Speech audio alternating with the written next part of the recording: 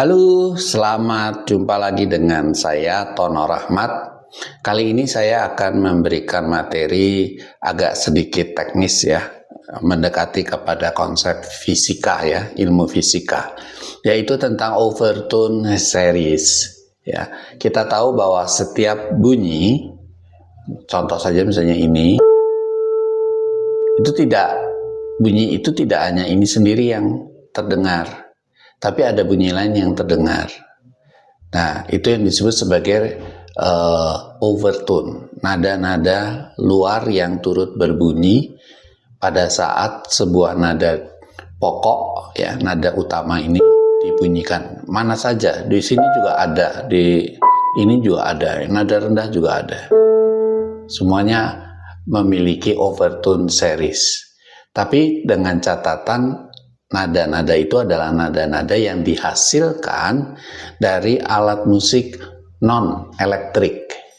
Ya, saya nggak bisa memberikan contoh dengan alat musik ini karena ini adalah alat musik elektrik. Tapi kalau seandainya gitar, gitu ya, gitar non-elektrik, kemudian piano biasa saja yang tidak elektrik, kemudian alat-alat musik intinya yang tidak menggunakan power dengan listrik, itu umumnya mengandung overtone series gitu ya pada alat musik itu sendiri ya. Jadi sekarang kita akan berbicara tentang overtone series atau overtone. Overtone itu nada luar dari sebuah nada yang bertumpuk atau berseri. Maka di dalam bahasa Inggris diistilahkan overtone series. Series di sini tumpukannya, ya. Jadi overtone series. Seperti contoh misalnya ini, sebetulnya tidak hanya ini yang terdengar, tapi juga ini terdengar, ya. Kalau di alat musik non elektrik. Jadi kalau ini A1 diapason normalnya, ya. Ini A1 diapason normal, seperti pada video sebelumnya saya sudah sampaikan. A1 ini atau A oktav 1 tepatnya, sebetulnya tidak hanya A oktav 1 ini saja yang berbunyi, tapi ada muncul sebetulnya A oktav 2-nya atau A yang kecilnya, ya, A oktav kecil namanya. Nah, sekarang kalau overtone series, kemunculannya terdiri dari seri-seri dua kelompok interval. Kalau ini tadi adalah oktav ya, tapi sebetulnya dimulai dari prim murni, interval prim murni. Kalau ini dibunyikan, maka sebetulnya ada nada lain yang sama ketinggiannya berbunyi juga, gitu ya, yaitu ini. Nah, kemudian oktavnya disebut atau oktav murninya ini, ya, oktav murninya. Setelah oktav murninya nanti muncul yang namanya quint, ya, quint murninya. Kemudian dari quint murni ini quart murninya juga muncul.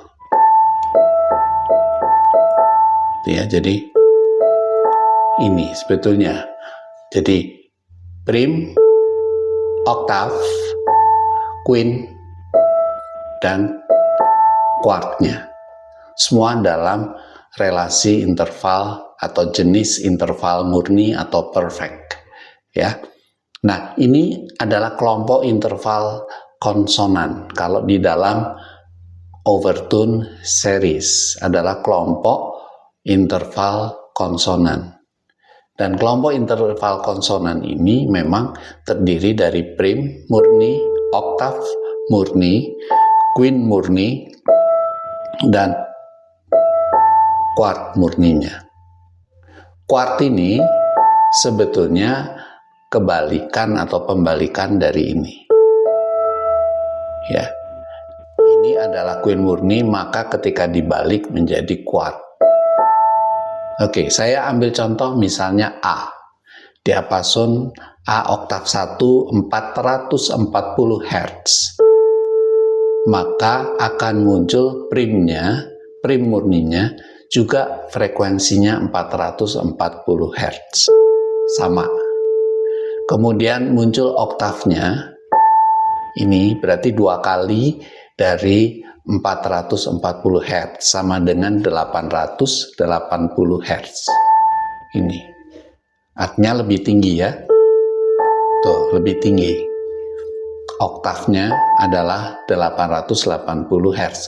2 kali dari 440 Hz pada frekuensi diapason normal A oktav 1-nya. Jadi ini adalah A oktav 2 ya, A oktav 2. Kemudian setelah oktavnya yang berbunyi juga ada tumpukan berikutnya atau seri ketiganya, yaitu queen-nya, yaitu queen murni.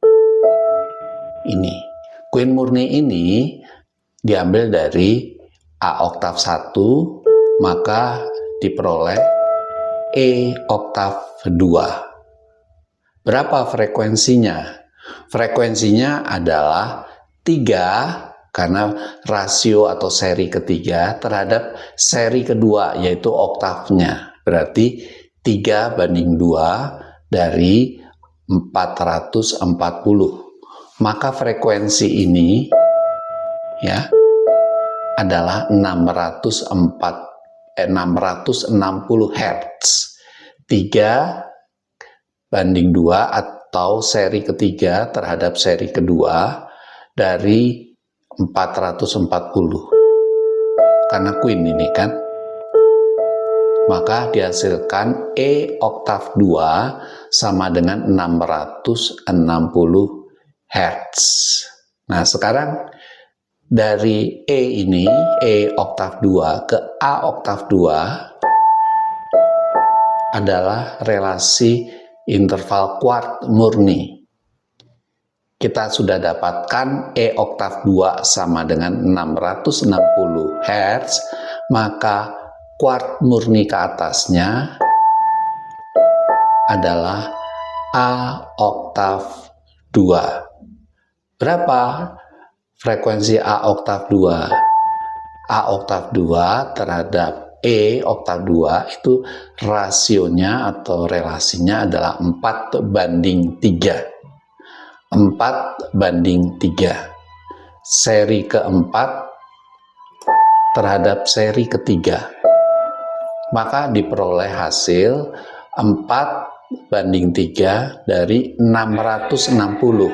Karena yang di awalnya adalah E oktav 2 ke A oktav 2, berarti 4:3 dari 660 Hz. Maka A oktav 2 ini adalah 880 Hz ya.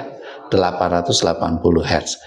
Ternyata sama dengan kalau kita mengambil oktav dari A1 ke A2.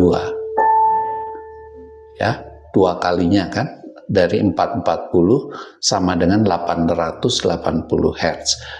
Kalau kita ambil dari E2 ke A2, maka A2 ini sama juga hasilnya adalah 880 Hz.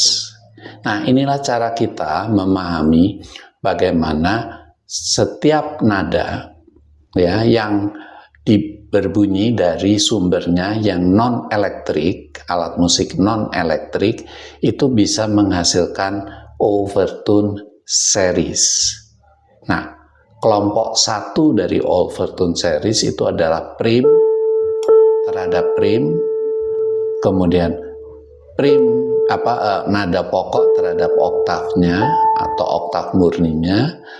Selanjutnya adalah nada pokok terhadap queen-nya, dan itu disebut queen murni, dan kuartnya adalah dari queen yang nada atas dari queen terhadap nada kuart di atasnya, kuart murni ya. Itu kelompok 1. Nanti kita akan bicarakan lagi tentang overtone series yang kelompok 2 yang disebut sebagai kelompok interval alternatif. Ya, kelompok interval alternatif. Nah, pengetahuan tentang overtone series ini sangat dibutuhkan, sangat diperlukan dalam cara kita menala, sistem menala.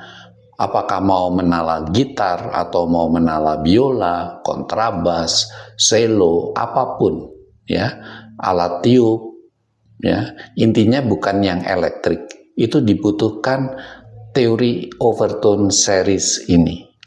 Oleh karena itu, overtone series kita perlukan dalam penalaan, dan seandainya kita akan mengembangkan atau menyelenggarakan dalam bentuk format orkestra misalnya. Di sana ada kontrabas, ada cello, ada biola alto, ada alat tiup kayu, ada alat tiup logam. Itu semua bisa dilakukan penalaan yang seragam melalui teori overtone series.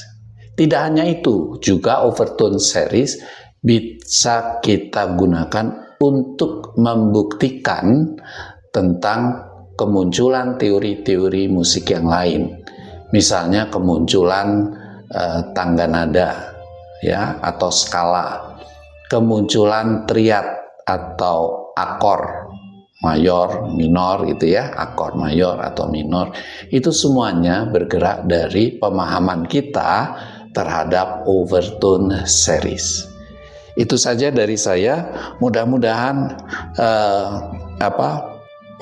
materi hari ini dapat dipahami dengan baik. Salam.